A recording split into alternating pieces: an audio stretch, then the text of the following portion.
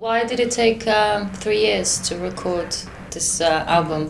It took, well, I mean... I mean, it's been 3 years since the last album. Yeah, it's been 3 years since the last album, I guess. I mean, up until finishing the promotion of that it probably took us a year and a half to 2 years to write and record, but it was a lot of the process of kind of trying to find where we wanted to be. So we knew we didn't want to do exactly the same as the first album, and you know, you want to move on for yourself. But we didn't really know what. Yeah, no, I had no idea. And you go into a studio and you've got the music sort of, you know, you can do anything. So Yeah. A billion different things you can do, but... I bet you get distracted as well. We occasionally get distracted. We're not the most efficient band in the world. And we don't make decisions very quickly. So, yeah, no, but we scrapped a lot of songs. We kind of recorded a lot of songs and then decided bravely, I think, that they weren't right for us. And it was the right decision, I think. And I think we've now kind of found something that we're really proud of and we really enjoy playing live. Yeah, because obviously album was released last month now. Yeah. Did you play any festivals? I think you played iTunes. Did you play any other festivals? No, with the album just being released so recently, we kind of we missed the kind of getting on the scheduling because a lot of the festivals they get booked up so far in advance. So. No one wanted us. Yeah. So it's all about next year for us, really, because we love playing them.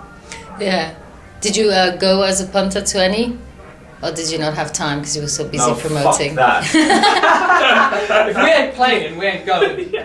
Like spoiled kids at a party. But, I mean, I went to the iTunes festival on another night, but I didn't go camping. No, not this year. Oh, yeah. So I've been camping too much, I think, this summer. Can you tell? No. So how is it to play your new material live? Because obviously it must be, because the sound is kind of different, but it's still fun. It's because a lot of the synth music you're hearing right now is very depressing. I mean, if you listen to Delphic or Hertz and all of those, but yours got synths and all that, but it's still quite fun. And then, how do you mix the old tracks with the new tracks? How does? Yeah, it's hard. It's something we worried about when you kind of come to performing. You think, is it going to sit? Is it going to be a marriage between the old and new? But I think. So kind of not thinking about it too much. I think in the process of writing, you've always got your voice, which is this, and we've always got our aims, which is to write good pop melodies and lyrics that are slightly quirkier and got your own voice. So I don't know. There's a marriage there between them, and it's just as long as the song's really good, I think people are happy to hear it.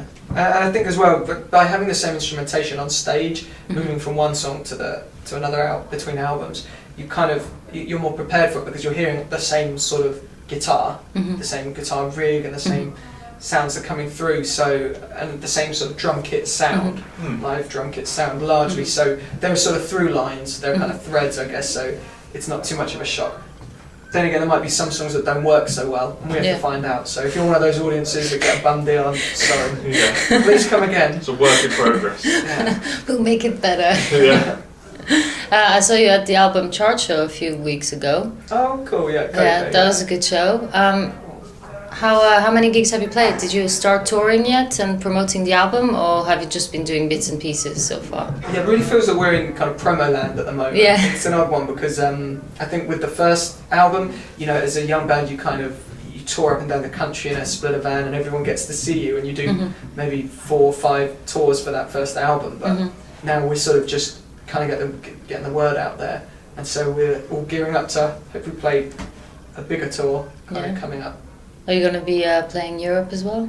Yeah. I mean, we had plans for some gigs in Germany and in Europe as well, possibly France as well in before the end of the year. So someone tweeted me and said you should go to Luxembourg.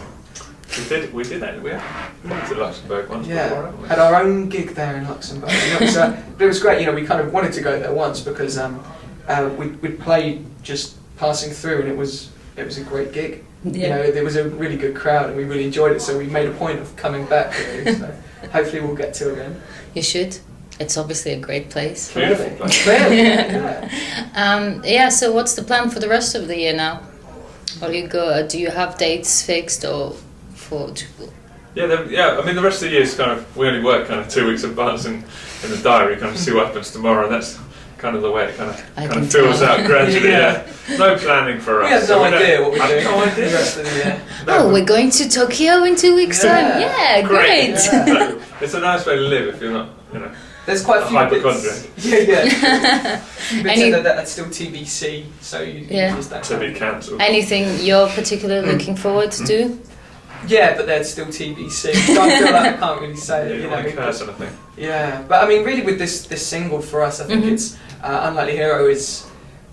It really felt like a moment when it was recorded. Actually, we were in the studio, and I think we were all pretty excited by it. So we just really hope that, just looking forward to seeing what it does. Our arms are getting quite stuck together. Like, actual flesh on flesh. I'm feeling quite sorry for you. It's only when you really think about Especially it, you're the it's not tallest good. and you're squashed I know. in the middle. It's fine. that's squashed. I don't even take it. This is the reason I'm so tall. Is that your favourite track of the album then? I think it's one of them, Unlikely Hero. But I mean, I think in terms of a single, and then it felt like we kind of let our hair down a bit on the album, more than with the first, because we kind of take a few more risks, and we have songs that actually structurally and arrangement wise are kind of longer, and they don't try to be singles, so say like Sarajevo, for instance, is quite adventurous, and I'm really proud of it. Yeah. Is that your personal favourite? Is it because for you, like tracks, do they become favourites because of the lyrics or the history behind it, or is it because of the response you get when you're playing them live? It's a good point. It's weird how a song can be a favourite. I mean, often it can be a favourite live, but not necessarily the favourite track to listen to. So it kind of it does vary, but it's different. Yeah, some tracks you don't get it quite right when you record them. That's like a snapshot of what they were, and then you develop them when you play live, and then grow slightly. Like Glorious for probably us, I'd say. Like live, it feels like it really works. The track, and recording. It's great. It's not my favourite. I really like Place by the Ocean, Live by the Ocean. I always nearly called it Place. You love it so I always much. think, yeah, I can't remember any of the words. It's trouble. Something about an ocean. My mind and lyrics. It's not good. You sing! Come on! Please. I did go to gigs where the singers were so mashed they couldn't remember, so they would have the crowd sing it for Yeah, them. that's what it is. It's because I'm mashed. That's why I can't remember. You haven't been mashed in your life. Oh, I'm mashed now. Get mashed Look if at you're me. a potato. I'm You don't mashed, I'll drink? mash you up real good. Yeah. You don't Yeah. drink? Come on, you look like you don't drink. You look So- like you've had a drink. Yeah.